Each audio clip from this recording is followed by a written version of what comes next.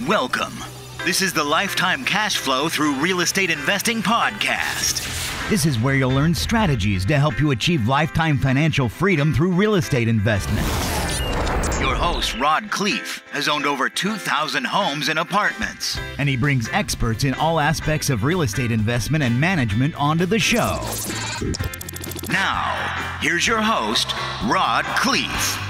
Hey, I want to tell you that we have partnership opportunities. We're actively buying small apartment buildings and mobile home parks right now, and I'm always looking for people to partner with me.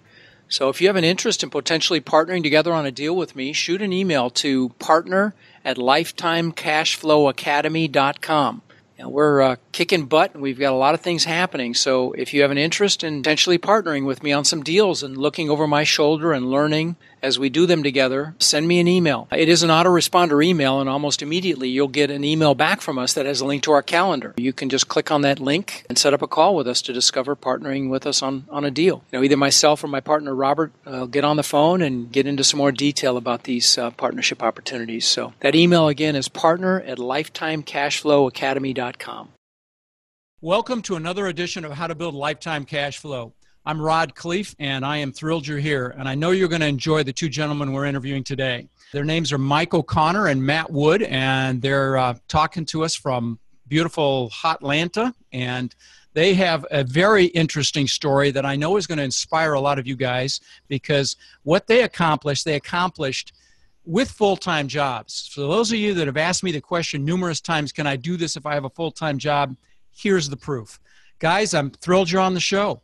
Appreciate it. We're happy to be here. Thanks for having us. Absolutely. So I'm going to let you guys introduce yourselves and your stories in any format, in any way that you like, one at a time or both of you. And just tell my listeners who you are and why real estate and how you got started, and take us through some progression. Awesome. So Mike and I both met each other in college and ended up working at the same consulting firm out of college. And I'm still there. That's my full-time day job. Mike's moved on to different firms. And while we were at our consulting jobs a few years out of college, we both realized that we were looking at rental properties kind of separately. And it just came up in conversation. We said, well, what the heck, let's both look together.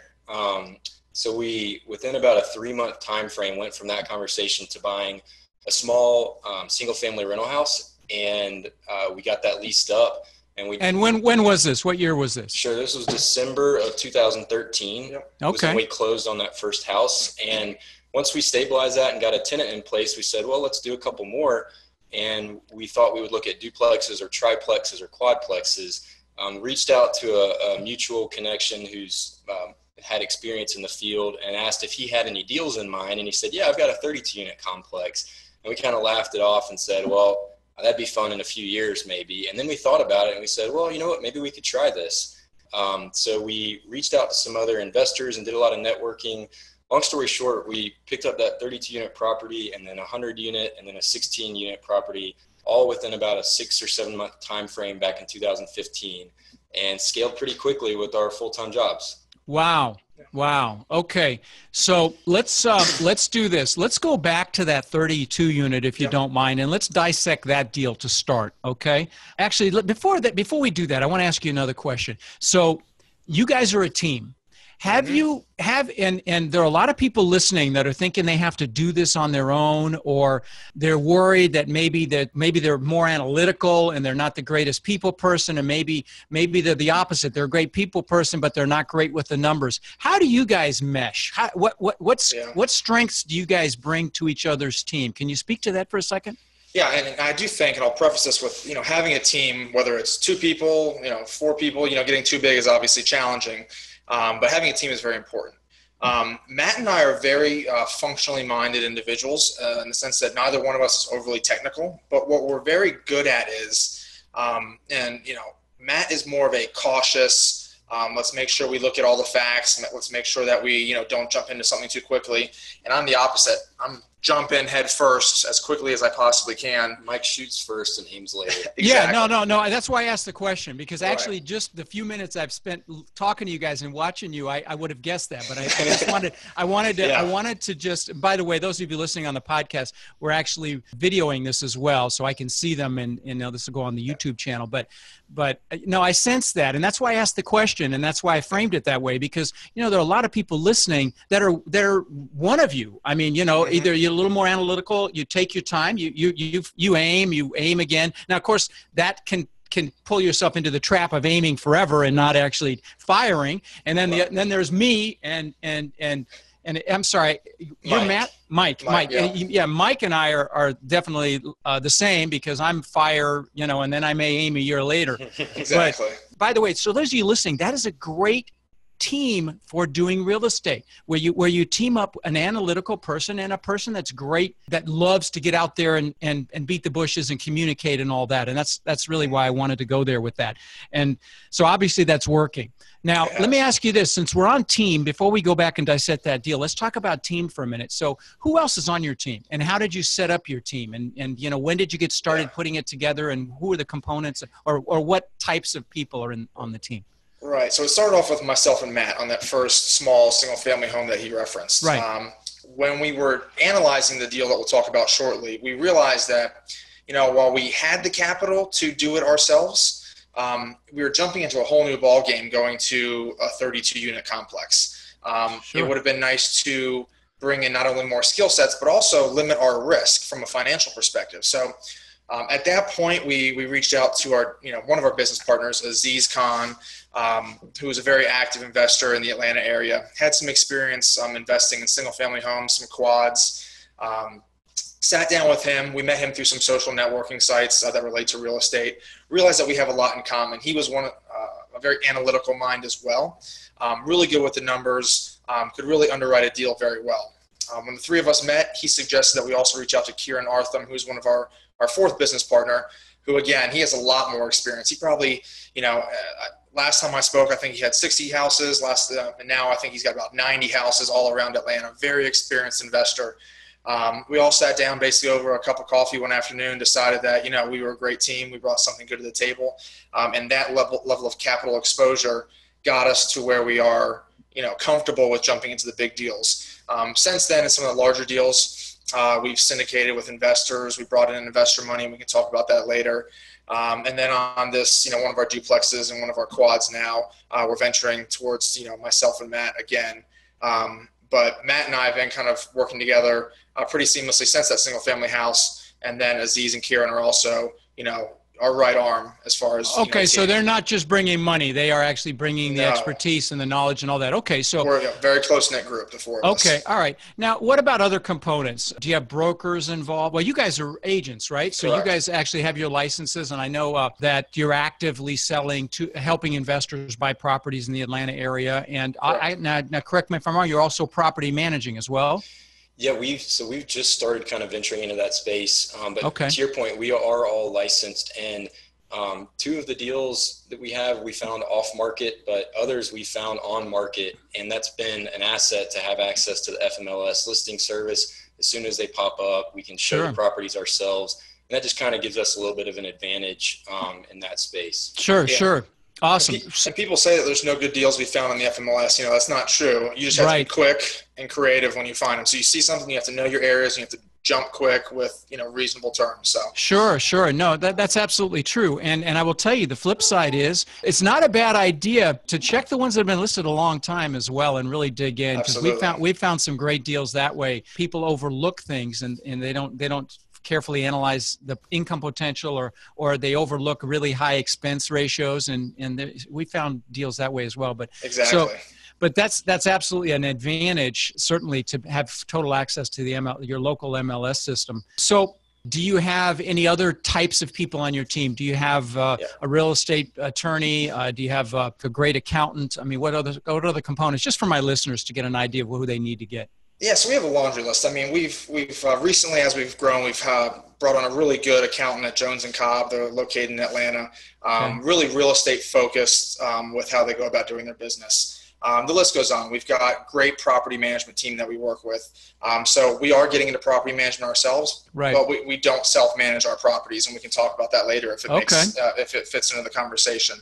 No, definitely want to talk about that as well. Yeah, okay. They've been a huge asset in helping us scale. We've actually gone through a couple of different property management companies until we found a good one.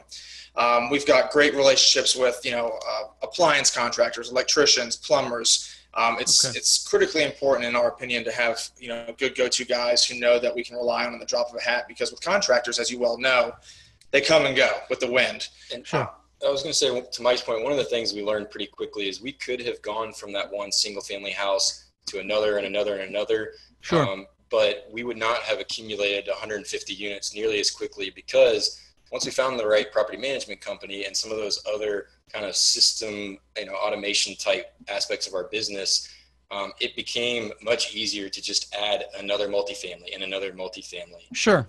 No, I get it. And I will tell you, me personally, I'm a huge proponent of self-management. If anybody listening to my show would know that. But I will tell you, the caveat is, if you're in massive acquisition mode and you don't have the infrastructure. See, I've had the infrastructure myself for 30 years. I've got a full-time property manager and have forever, and broker and all that. But if you don't, it'll slow you down. And so that is a good point. But it sounds to me like you guys are coming full circle now. You're starting your own property management division. I assume that ultimately you're going to manage your own stuff. I mean, that would only make sense. Eventually one day we might. So what we've gotten into now is the assets that we operate in are C+ to B, I would say, as far as a range. We've got one quadplex under contract now that we're hoping to kind of make into an A-class property in historic College Park, which is an area in Atlanta that's really growing, that historically has been ignored. What we're focusing on is that kind of A+ Buckhead condo rental to kind of get our feet wet into this property management. In the property management business. Okay, so you're going to go for the easy management. You're going to go for the easy management. Exactly. Okay, because to those of you listening, it's much easier to manage an A property than it is to do a B or definitely a C or D property. D, of course, is hugely management intensive. But okay, I get it. So you're going to get your feet wet, and that's smart actually, because you're not going to have the upset. And I've managed the whole spectrum myself, so I'm very familiar with it. But okay.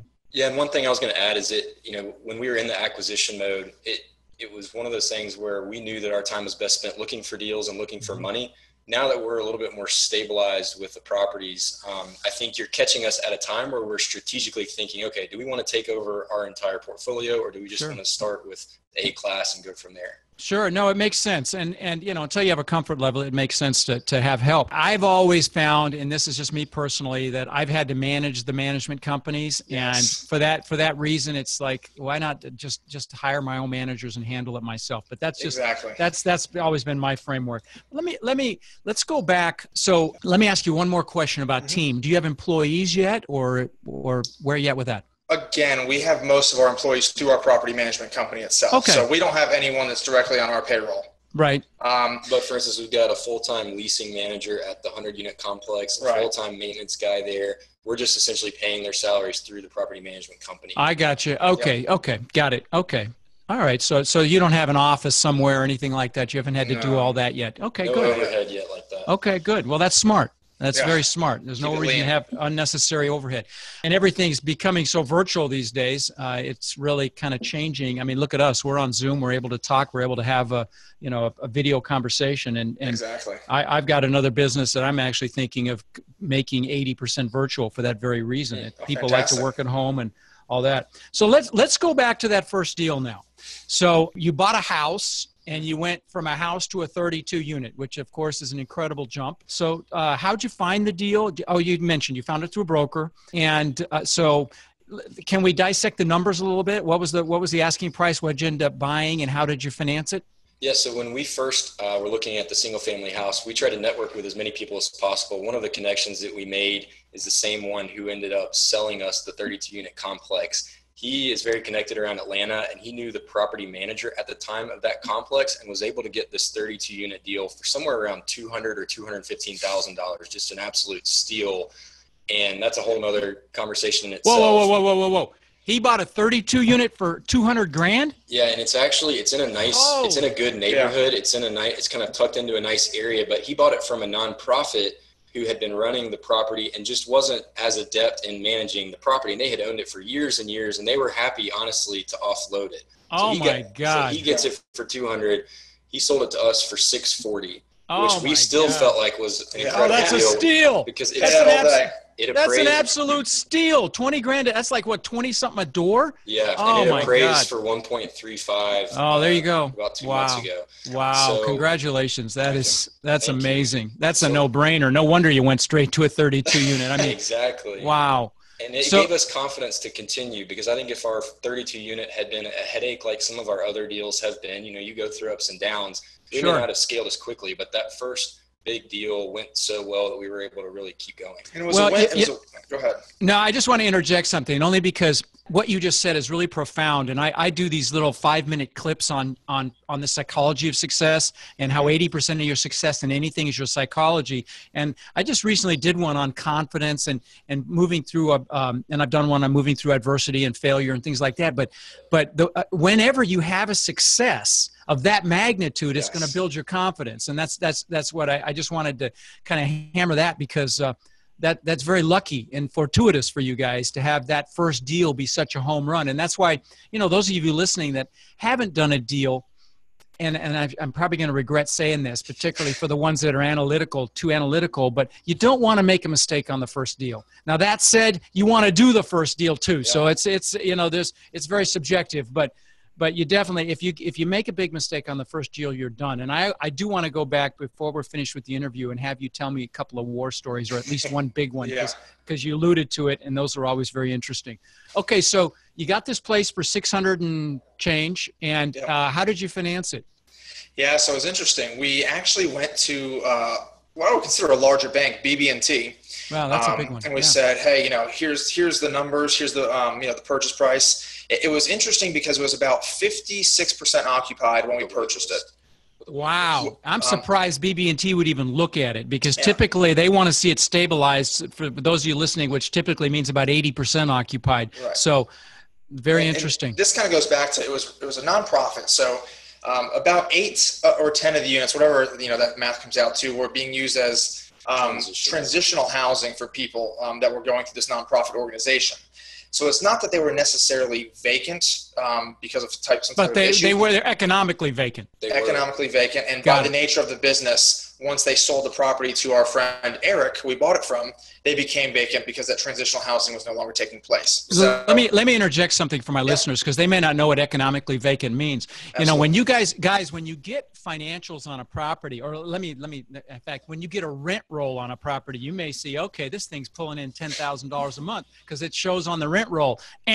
No, but you've got to look at the income and expense statements and maybe even drill in more than that, because all the people on the rent roll are likely not paying. Usually not everybody is paying. And so that's what's called economic vacancy. And so in this case, they had probably a higher ratio of economic vacancy because they were helping people in the community. Exactly. Got it. Okay. One thing that gave BB&T confidence, though, because to your point, you need to see a high, pretty reasonable occupancy in order for a bank to loan. But we knew that there was a wait list of tenants who had been calling nonstop to try to get into this property. So once those other units got renovated and turned into rent-ready units, we knew it would lease up fairly quickly, and within about 3 months, we were at essentially 90+% occupancy. And BB&T obviously bought into that. I mean, so you must have had some pretty, some decently sophisticated and really not straight and narrow bankers that you were dealing with over at BB&T, because that is unusual. I'll tell you, I've dealt with BB&T and in Bank of America and these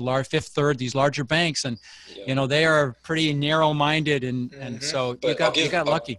I'll give Mike credit, though, because this kind of goes to the relationship aspect of the real estate business. He knew the commercial lender at BB&T previously, and she just put her faith in him and in our team, and that was everything. Yeah. Guys, I want to hammer that one home, and I do this. I kind of interject and interrupt, and forgive me for that, but I want to hammer home certain points. And I know I've done this one before on the show, but guys, you're listening.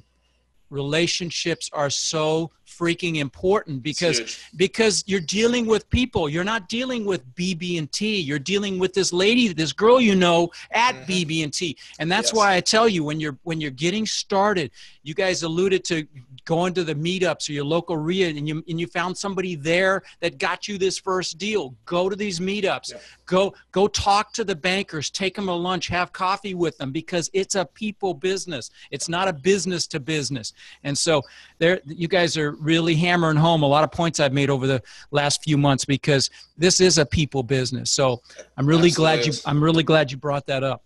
Okay, so you financed. What kind of financing did you get? We got 80% loan to value, which is, again, absolutely unheard of. But again, if you look at the pro forma and the numbers we're hitting now at 100% occupancy, which, you know, we factor in about 8 to 10%. Right. We're I think at this point we're into $18,000 in potential collectibles a month. So 18,000 on 640.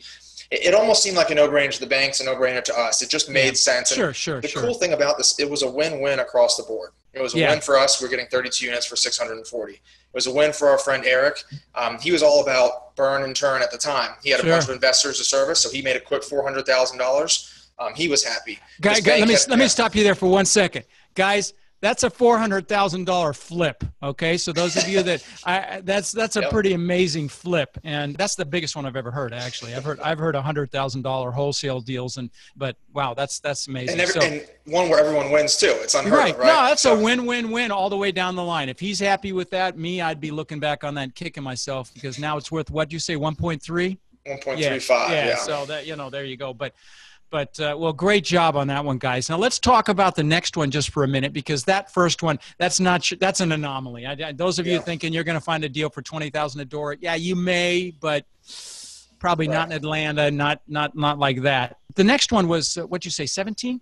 Next one was 100 units. Oh, 100. Okay, let's talk about that one. Yeah, so the 32 units came in April of 2015, and we closed on 100 units on July 1st, actually, of 2015. So just a couple months later.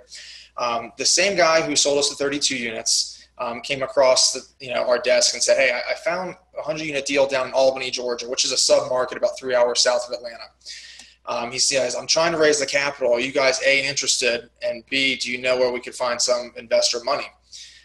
We kind of pulled our resources together. We actually found some guys who had a good bit of money that would be interested in investing into the apartment game for debt service that we'd be paying them, as well as some equity.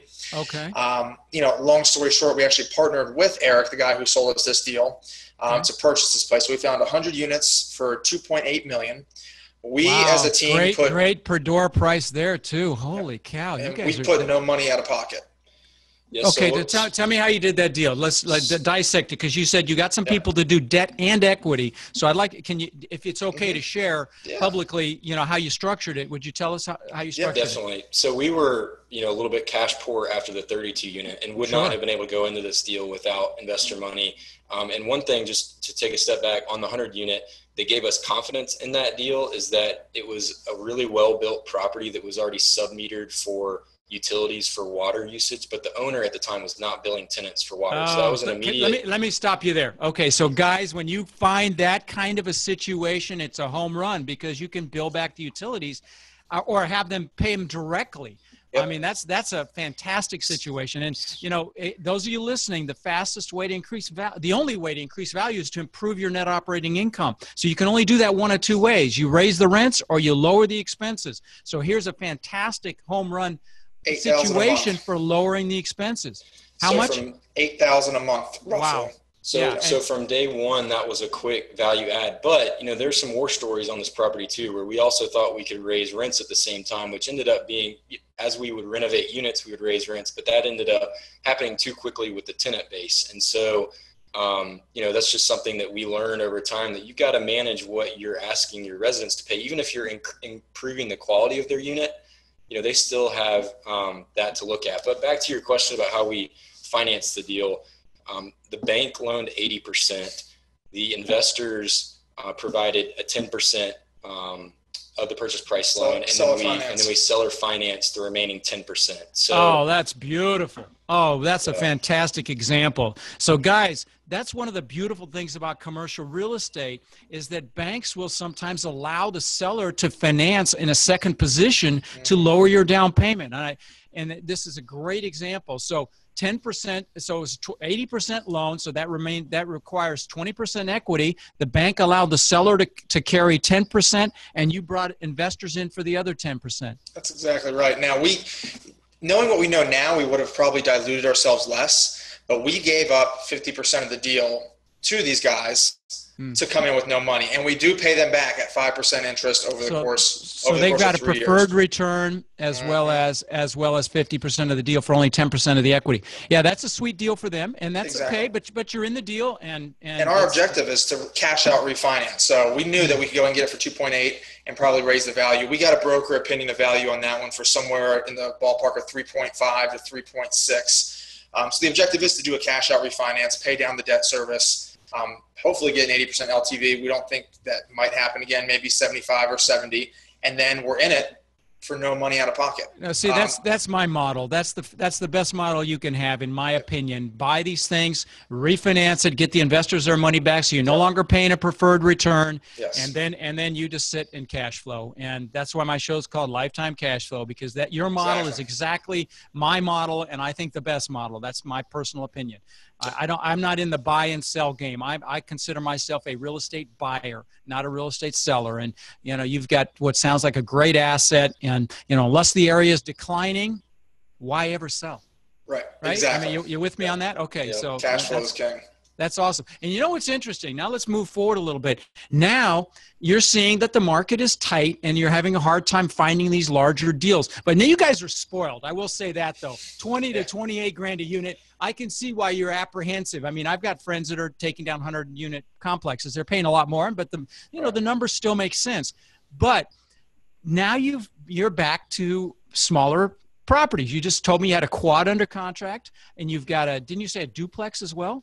Yeah, duplex and a 6-unit. Yeah, so it's okay to go back and forth. I mean, you guys are opportunists, and you're finding smaller deals make more sense. Now, I want to talk about that quad, because you alluded to the fact that it's in an area that's gentrifying, or that you feel could gentrify. Yeah, that's correct. Yeah, Absolutely. see, and guys, I know there's those of you listening to me talk about those. When you can find an area like that, I can tell you that the returns can be staggering. And I use an example there was an area in Denver that I could have bought whole blocks for $20,000 a house that are now in the $300,000 to $500,000 range. Okay, that's crazy. So there are incredible opportunities, and so you guys have identified one of those. You found a fourplex, and you're going to massively renovate it and then get high dollar rents on it. Is that the plan? That's the plan. And to even go back to the most recent deal that we closed on back at the end of 2015, a 16-unit complex that was in a similar kind of area that was trending upwards. They just put in new townhomes that are selling for $250,000 to $280,000 per door. And but you still have some tough ones in there, right? You still got some crappy looking houses. Some of the people walking down the street are a little shaky. But that's perfect. Those are the areas, you get the artists that come in, you get the, the yoga studios, the coffee shops, and watch out. Exactly right. Values just go through the roof. That's so you had another one like that, huh? So what'd you say? Was it six or 16? So 16 units. We got it for $471 because half of the property was covered in mold on the inside. And so we had to gut and renovate. An MLS listing. Yeah, this was an on-market listing. Wow. We had to gut and renovate almost every unit. And when we bought it, there were 6 tenants out of 16 in there, but only half of them were even paying rent. To your point about, checking the rent roll is not enough. Right. So this has been almost a year plus long flip in a way where we have had to turn each individual unit over time using cash flow from other deals, because up until this point, we still haven't taken any money out of the business. Let me ask you this. Do you consider it a seminar? I don't call them failures. I mean, was it a mistake going into that deal? Okay. All right. No, we probably put in, so we bought it for $471. We probably put in $100,000. So let's say our basis is $570. We just got it appraised for $1.05 million. So the property value has jumped up significantly. It's probably our favorite property. It's in an area where there's McMansions up and down the street. There's nice townhomes being built there. It just took a long time to turn. We had a very bad property management company. As we would even turn units, they'd fill it with terrible tenants that we had to then evict. Then we had to turn them again. So it was this long, drawn-out process where we should have been done 6 months ago. But because of mismanagement, and we'll take some of the blame for that. Sure. Getting into this, it's a new experience. Sure. It turned a lot slower, but it was a great property, and one of those areas that we saw was turning. It wasn't great, but it's getting a lot better. And it's so better. You're going to keep it. I hope you're going to keep it. Yeah, because you may be shocked by what it ends up appraising for ultimately. That's probably my biggest seminar, was selling those houses that I had in Denver. So let me ask you this. A lot of my listeners are brand new. Okay. Yeah. They haven't taken the plunge yet. They may own a house or two, but they've not done a multifamily. What advice would you give them? I would say back to the earlier balancing game that you were talking about, back to why we work so well together, right. Jumping in head first, but being smart about it. And I know that's kind of saying two different things, but right. We really did a lot of analysis on that first single family home that we did. We probably overanalyzed, but when we found one that worked, we knew that it worked and we pulled the trigger. We just made it happen. And we kind of had the thought process of don't be scared to get into something new. I think it's really important to have professional property management off the bat, because it's like learning with training wheels, right? You've got someone there to make sure you don't fall off on the edge. You can operate within certain parameters, but they're not going to let you fall into the deep end. So make sure you understand your area, know your market, have an idea of what it is that you want to do, and then jump head first. Yeah, that's good. To that point, I was going to add that, after we met with enough mentors and people who had experience in this game, we developed our own spreadsheets, our own cash flow models. And I would just say, for the people who are really analytical, trust your numbers and trust your gut. And when you see the right deal, don't think of all of the reasons it would potentially, falter or fail. Trust the process and just jump in. That's great advice, because this business really is 80 to 90% empirical. It's really numbers. Yep. Sure, you've got to check the areas. You've got to, do a comparative analysis on the rents, and you want to check the demographics, make sure you're in an area that's not declining. But you're absolutely right. It's empirical. So that's great advice for you guys that are analytical, from somebody that's analytical, and that is trust your numbers. Mm-hmm. Love it. So you went out there, you found mentors, you mixed it up, you networked, and it's so great that you're saying all this, and my listeners are hearing this, because that's just very, very important. So I told you I wanted to go back to war stories, and I love to hear victory stories and war stories. I'm not even going to bother asking you to tell me a victory story, because your first two deals are just unbelievable. But let's talk about, the big ones. Let's talk about when you guys got your butts kicked and got bloody. Tell me one or two of those stories.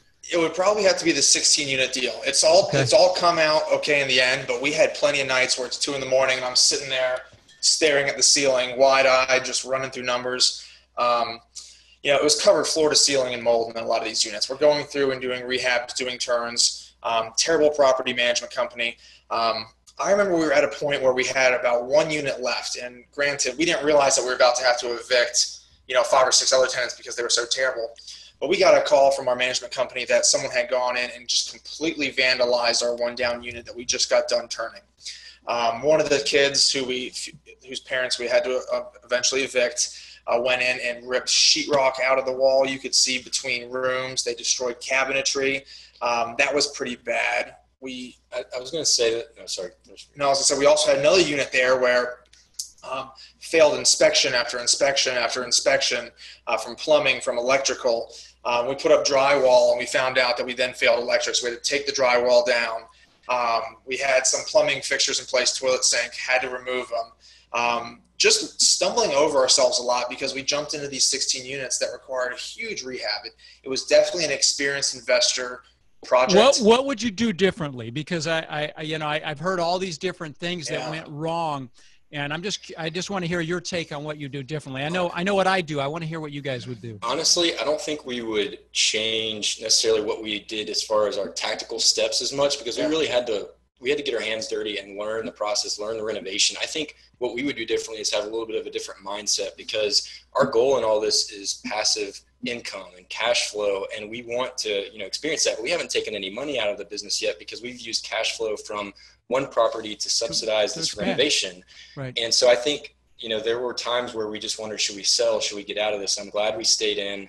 We want to keep the properties long term. We're down to our very last unit that needs to be turned before we'll have full occupancy at the 16 unit complex. It just took a mindset shift for us. And one other thing is our how okay, can I hold on 1 second? I'm sorry, I got to hammer that one home, because whenever you're dealing with what you guys dealt with, you always want to keep the ultimate outcome in mind. And it's so easy to get caught up in the minutia. But even the kid that went through and busted up the drywall and a couple cabinets, it's just a check.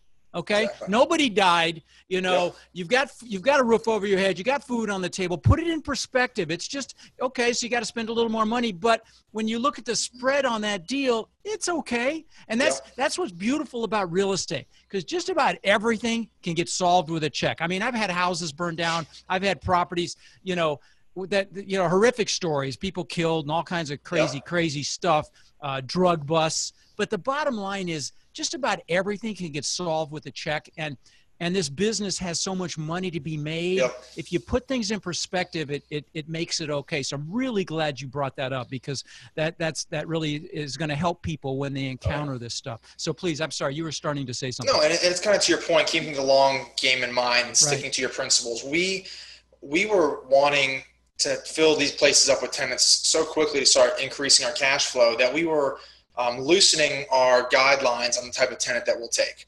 And we ended up having to evict them 3 months later. And that cost us more money. We had to pay for the lawyer fees. We had to pay for the months of rent that we weren't receiving, turning the units again, paying people to re-advertise and market and show them. It cost us so much more money in the long term to say, you know what, let's wait an extra month if we need to. Let's do 3x income, have income be 3 times the rent. Really check these people out. Exactly. And I'm really glad you brought that up. It's so easy for a beginning investor to get so fearful because they've got an empty unit. They take whoever comes along. Yeah, Thank you. You guys are adding a ton of value today. That's a very good point as well. Awesome. So let me ask you this. Any books you would recommend people read? Are there any books that you gift to budding investors? Yeah, so there's one that's not, and this probably gets beat to death on a lot of podcasts and interviews like this. A book that changed my mindset on how I view income and work was The 4-Hour Workweek by Tim Ferriss. Oh yeah, he's awesome. I like to work. If I'm not working, I'll go crazy. I don't necessarily want a 4-hour work week, but the ideas, the underlying principles of systematizing, looking for ways to have your money work for you, automating your processes, figuring out a way to pay someone else to do things that you don't need to be doing, and focusing on your business, not working, so work on the business, not work in the business. It was a huge mind shift for me. And I read that in the winter of 2014. And then that kind of geared me up for this 2015 acquisition phase. I actually reread it again, the winter of 2016. And then here we are going through acquisitions again. So it really just gets me, kind of geared up and ready to go. And then he wrote another book, Tools of Titans. So I guess I'm kind of a Tim Ferriss fan. It's a great. Oh, me too. Me too. He's fantastic. Yeah, his podcast is awesome. Yeah. Yeah. So I'd highly suggest both those books. If passive income, cash flow, mailbox money is something that you're interested in. No, that's fantastic advice, and I'll kind of hammer that point home. Every business is two things: it's people and systems. And I mean, I bought 2,000 houses over my career for buy and hold because I had great systems. I had just a handful of people. In fact, sometimes just one or two people, and I was buying 30 houses a month that we were turning. And it's all about systems. It's about So that's fantastic advice. And those of you that take this business on full on like you guys have, you've got to set up those systems. And you alluded to not doing things that other people could do for you. You've got to put value on your time. And great advice, guys. Well, listen, you guys have added a ton of value to my listeners today. I'm very grateful for you being on the show. Yeah, and thank you for the time. We appreciate it. Absolutely. And anybody in Atlanta that's looking for a great real estate agent or a great property management company, these guys really seem to are definitely know what they're doing, and I can recommend them. So I would recommend their contact information will be in the show notes, no question. So let's stay in touch, guys. I want to see where you're at a year from now. I'm excited to see where you're at. All right. Well, thanks for being on the show. Thank you. Thanks, Rod. Thanks for having us. All right. Take care. Thank you for listening to the Lifetime Cash Flow Through Real Estate Investing podcast. If you've enjoyed the show, please subscribe and then take a moment to visit iTunes and leave a 5-star rating and review. For more resources to connect with us further, please visit our website at lifetimecashflowpodcast.com. Tune in next week for our next show.